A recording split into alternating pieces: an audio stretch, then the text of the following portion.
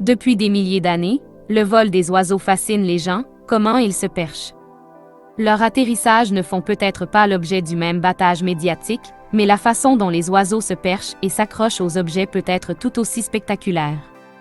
Une nouvelle étude a examiné la mécanique des pattes et des pieds des oiseaux pour créer des trains d'atterrissage robotisés. Inspirés par les aviateurs naturels, les scientifiques se sont inspirés de l'anatomie et des données de vol des faucons pèlerins et des perroquets pour modéliser les atterrissages des oiseaux en tenant compte de variables telles que l'angle et la distance par rapport à un objet. Ils ont conçu une paire de pattes flexibles avec des pieds de préhension. Ils se sont appelés Snag. Par la suite, ils ont mis en place un système de rails qui lançait Snag sur des perchoirs naturels et synthétiques, mesurant ses performances en fonction de l'impact de l'orientation et de la vitesse. Elles ont également lancé des objets sur les pieds pour tester leur capacité de préhension.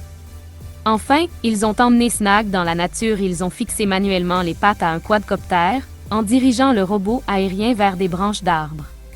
Avant d'allumer ces programmes d'atterrissage après avoir imprimé en 3D et testé plus de 20 versions, les chercheurs ont trouvé le design qu'ils recherchaient des dents d'atterrissage, imitant une cheville, un tendon lui permettent de se verrouiller en place et de sécuriser son perchoir en moins de 50 millisecondes, 3 fois plus rapide que le clignement d'un œil. Un accéléromètre dans le pied aide le robot à s'équilibrer en lui indiquant la direction à suivre pour descendre.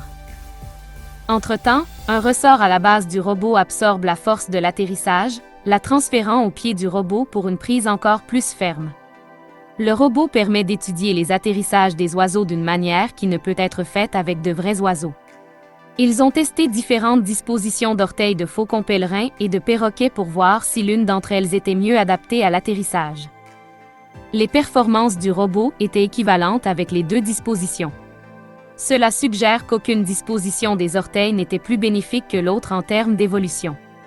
Dans de futures études, les scientifiques espèrent pouvoir mieux programmer le robot afin qu'il puisse s'orienter et atterrir indépendamment du contrôle humain. Les doigts et les jambes de Snag ne sont pas motorisés, ce qui les rend particulièrement utiles pour la surveillance de l'environnement, puisqu'ils peuvent aider à faire atterrir et à équilibrer le robot volant sans utiliser de pièces lourdes et énergivores. Cette technologie pourrait créer une fenêtre sur l'étude des habitats.